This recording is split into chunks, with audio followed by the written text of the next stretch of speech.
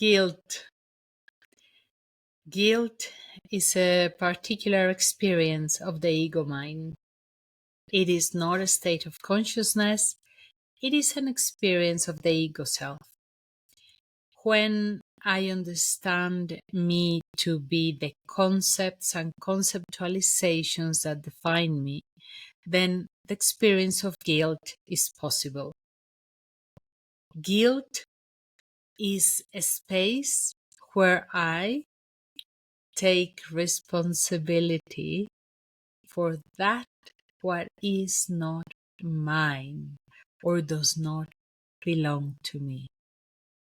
So guilt obviously relates to shame as well, but it's a completely different experience. Guilt is the capacity I have to blame myself for things that have nothing to do with me. So let's go to our upbringing. Let's say there's children at home and daddy comes home or mommy comes home angry and starts screaming and shouting to the children. Well, when I am identified with my ego self and I haven't been taught any other way of knowing who I am, then I am going to understand that the anger of that parent relates to me and it is because of me. So I will feel guilty because my mom or my dad is angry.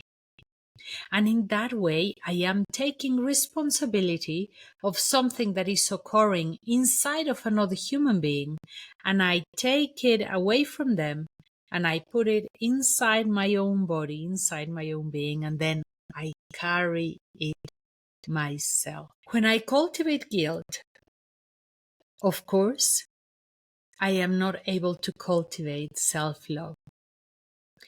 And one of the characteristics of guilt is I become completely unable of setting boundaries, saying no, expressing my incommodities, my discomfort, or my disagreement.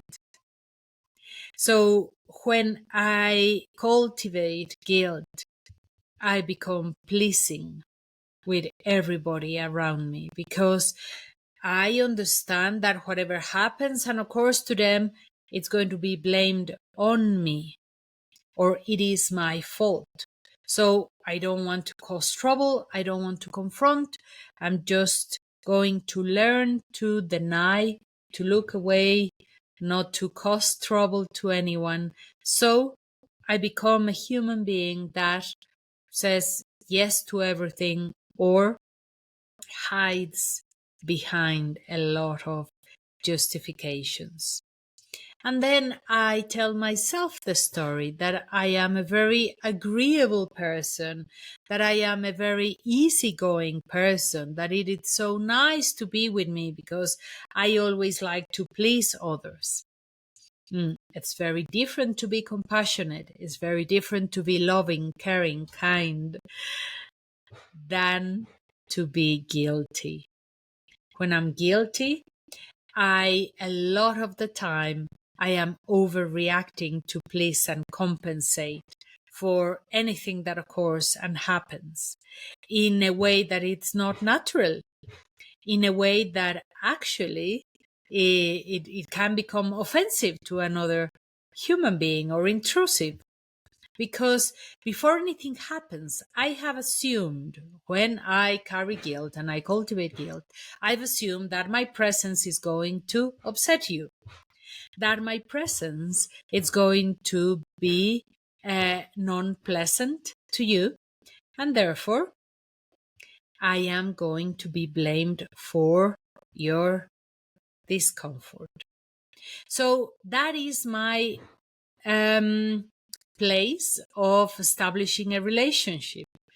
I establish the relationship assuming You do not want me there, or me being there is going to cause harm or trouble. So in that way, we cultivate guilt.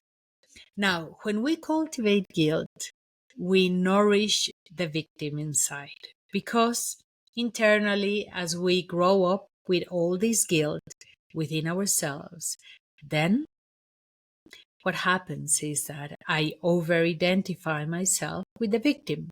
So I am the victim of life. Poor of me. Oh, I can't please anyone.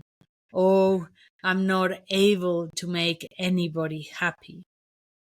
So the victim wins and lives alone. So guilt and the victim are a perfect formula for suffering.